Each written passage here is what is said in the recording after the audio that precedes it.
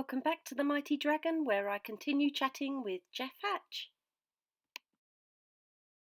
Can you imagine all that backstory in the UK and just all the people they meet on a weekly basis where they are now? Yeah, we've had many discussions about how we could, bring that backstory to life in a possible sequel, and we're still crossing our fingers. I think. Please do. That'd be so good. That would be so good. I think if we get enough traction and get a sequel. I had another interview where the host suggested, we should start crowdfunding for a sequel, and I'm like, yes, let's do that. Let's get a Kickstarter going. Yeah, that's a great. Gonna do it. Get an Indiegogo page and crowdfund a sequel for the Crumbs, and that's being done quite a bit lately. A lot of fan films get made from crowdfunding. Yeah. And I've actually heard of a Sorry, I was just saying there's so many indie film fans, aren't there? They love it. Yeah, and that is how a lot of films happen now. I wouldn't be able to tell you or even guess at what percentage of films have been funded that way, but I've heard of quite a few. I think that's an interesting route that could help. Especially films like ours, which have a niche audience. I was going to say with Dr. Crumb, what captivated you about him? Do you think I must play that character? Yeah, I love a bad guy. I love an interesting bad guy. What's fun about doing those kind of roles is you're never the bad guy. As an actor playing the character, I'm not the bad guy.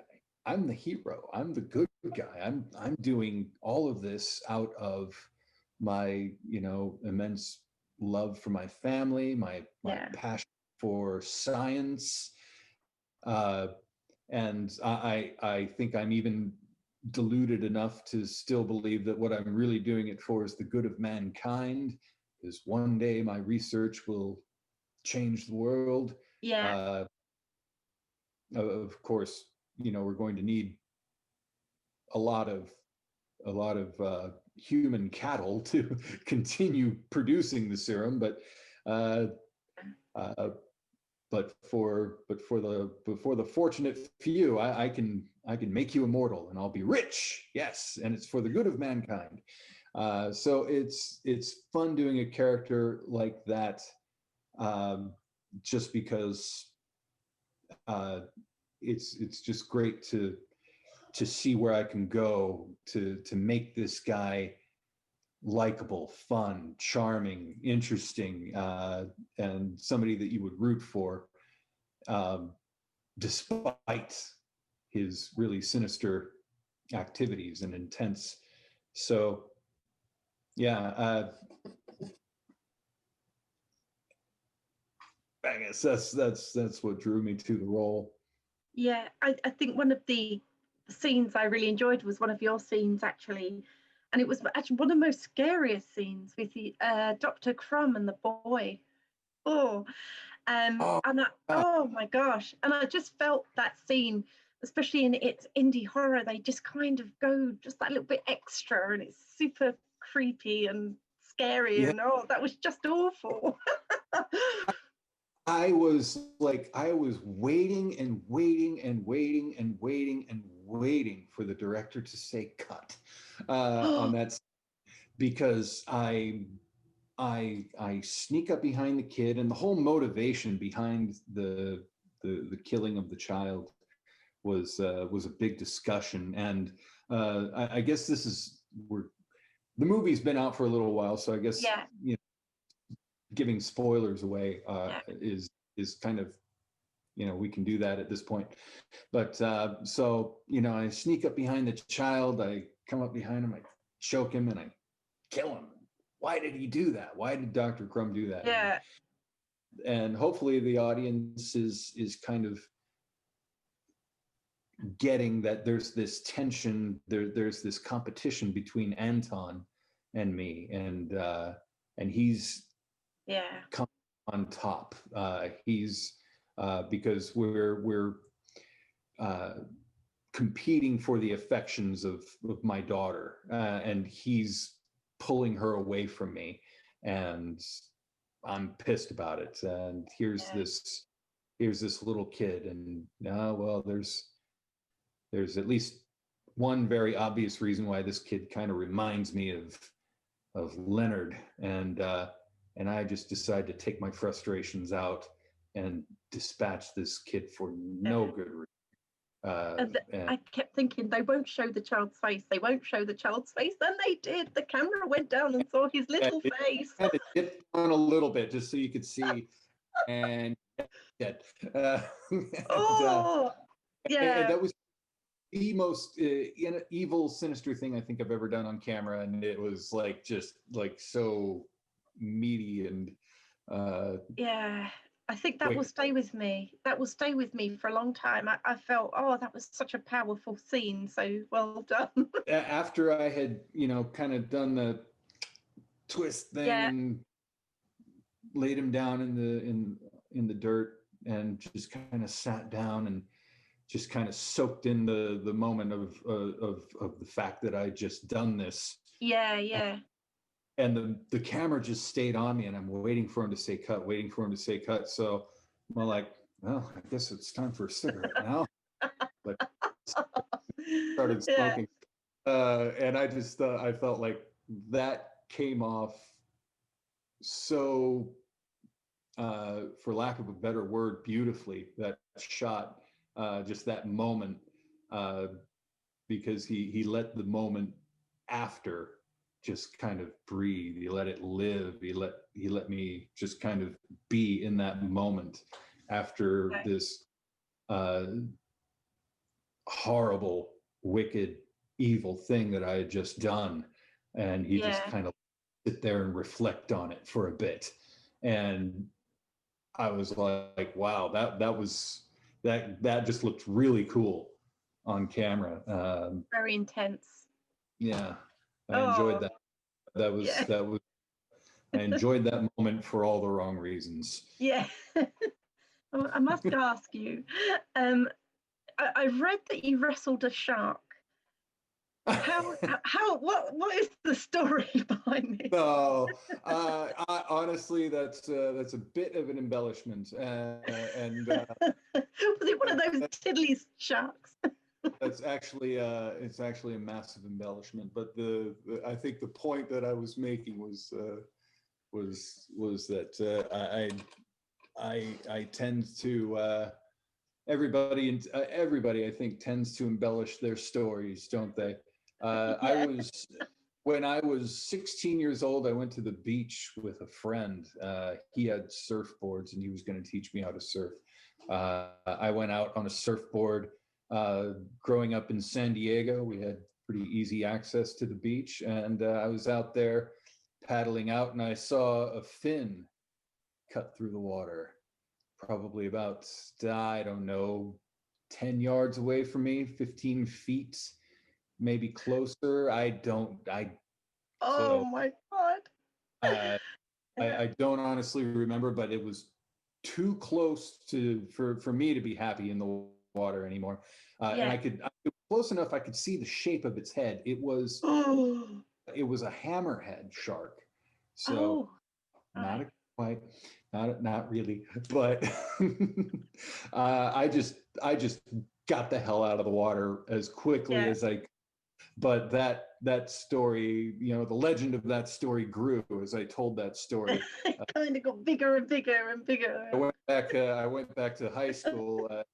I was in high school at the time, and went back to school the next day and told that story about how I had encountered the shark out there at the beach, and the legend grew until it was a great white, and I was wrestling it to the bottom of the ocean, and then dragged it up on the shore myself and ate it.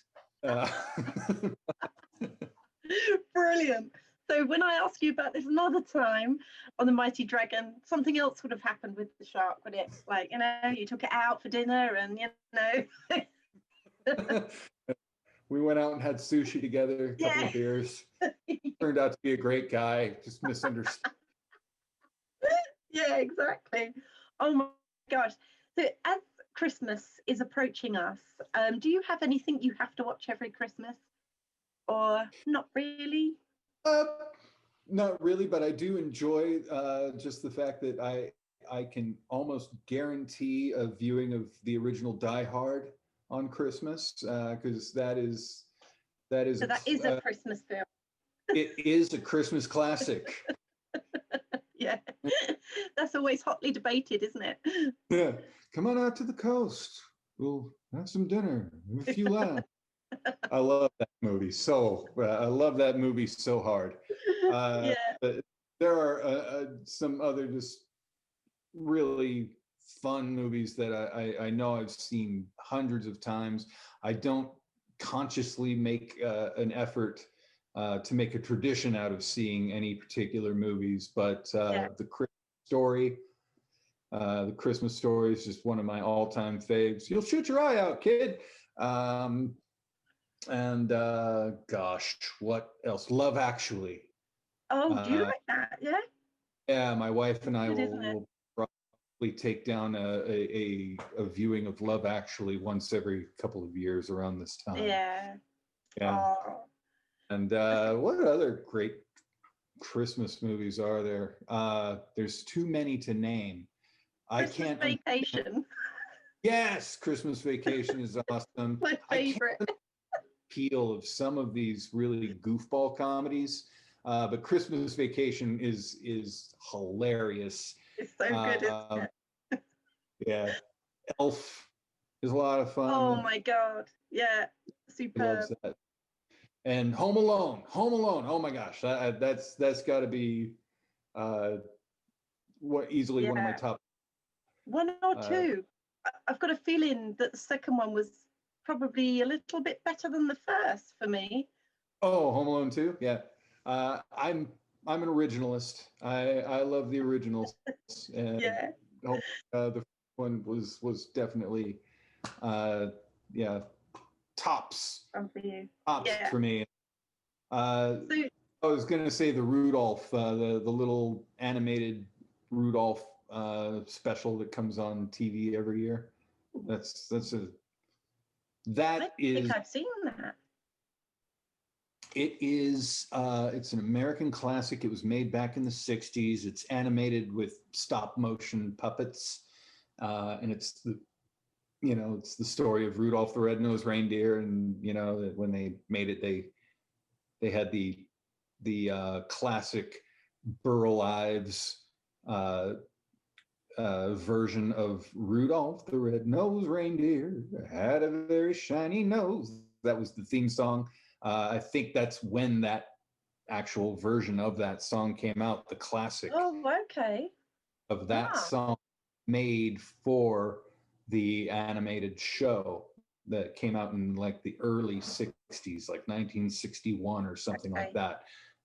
It's at least it's an American tradition that comes on every year on many different channels. It's syndicated all over the place. So, and it's a family favorite. Obviously, it's a big family Yeah. film, and I don't have Oh, kids, so there's no reason why I should watch it, but I do. Guilty pleasure. okay. It's your guilty pleasure. So next year, you were saying Demon Fighter. Anything else for you next year? Yeah. Hopefully, we'll all have some more freedom Well, next that'll year.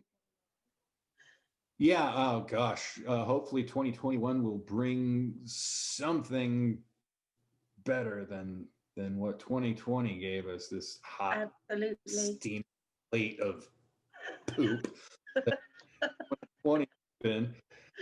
Oh, it's been a terrible year, but yeah, hopefully 2021 is bringing better things. I'm Fingers crossed. obviously, from my career, I'm looking forward to Demon Fighter being released, and I would love to tell you more about Demon Fighter, but my character in that movie is a little bit under wraps Oh, because yeah, there's some surprises that they want to save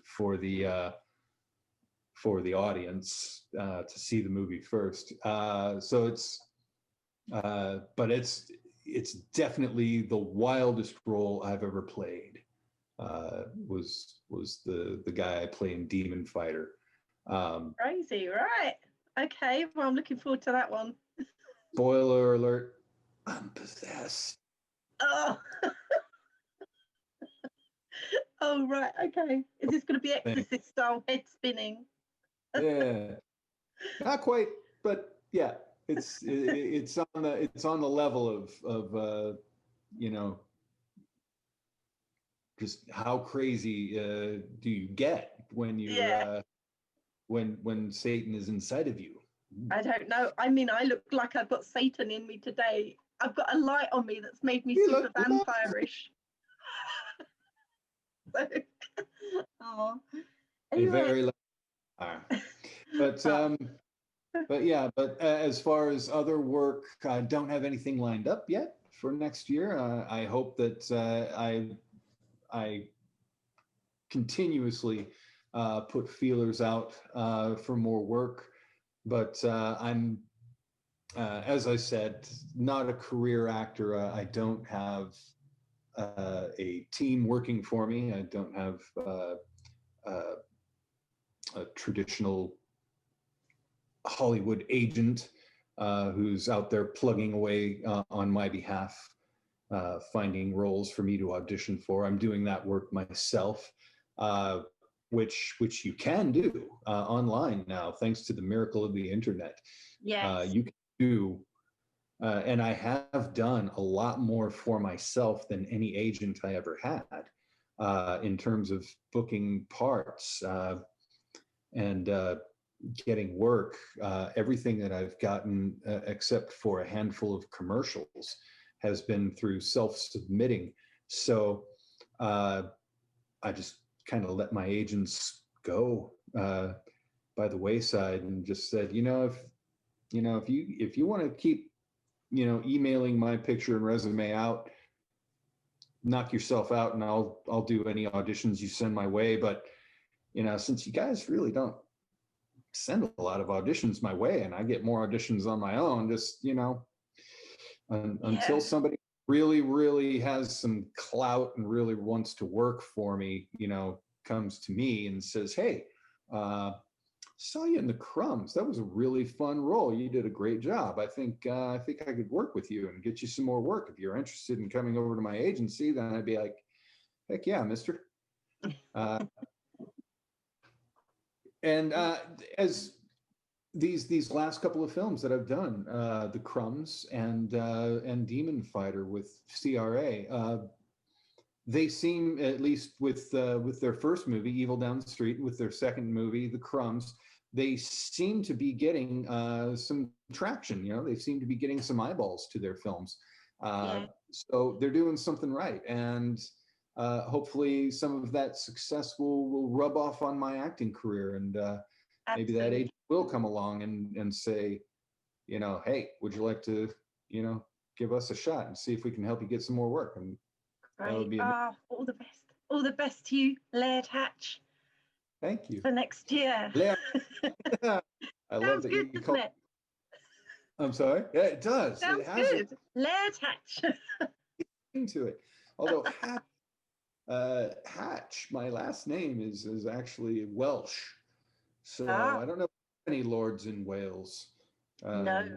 I have a Welsh husband. I'll have to ask him what the equivalent would be. I'll drop you a note. Let you know. I could go with Sir Hatch, Lord Hatch. Yeah, Baron Hatch. Baron Hatch, yes. Baron Robert. Baron. Yeah. Cool. Thank you so much, though. Thank you for joining me today on the blog. It's been an absolute pleasure to have you here. And hopefully we'll chat again sometime. Big thanks to Jeff Hatch for joining me on The Mighty Dragon. See you soon.